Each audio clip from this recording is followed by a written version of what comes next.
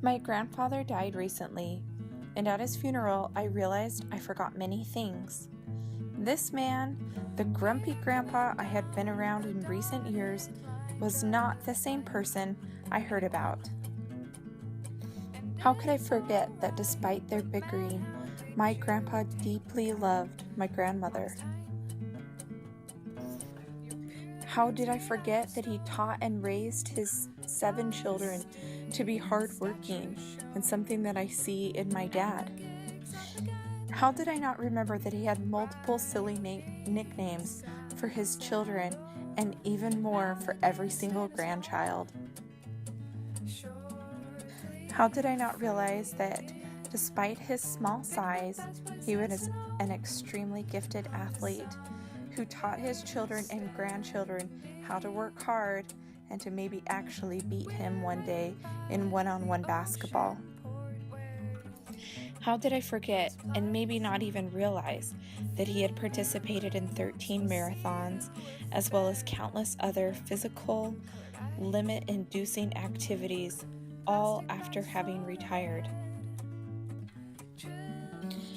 How did I not know he pushed his body to the limit always through hard work and later through physical exercise? How did I not realize that the farm he owned at his California home was his hobby and not his actual job, which was in a bank? How did I not know that he trained horses, had a robust growing garden, and raised a number of animals, all for fun?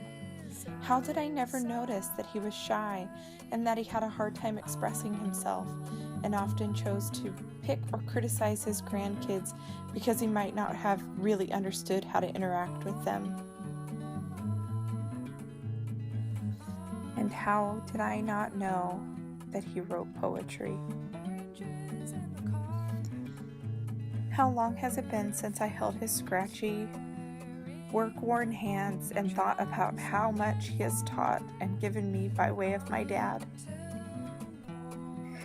It might be too late to really know all these things from my grandpa, but I will always remember that I learned to like tomatoes from him when walking down the road with our family in a small European village. He stopped at a produce vendor and purchased a tomato that he proceeded to eat like an apple. When he saw my 11-year-old grossed out expression, he offered me a bite, and me cautiously taking a bite, learned that tomatoes were actually quite delicious.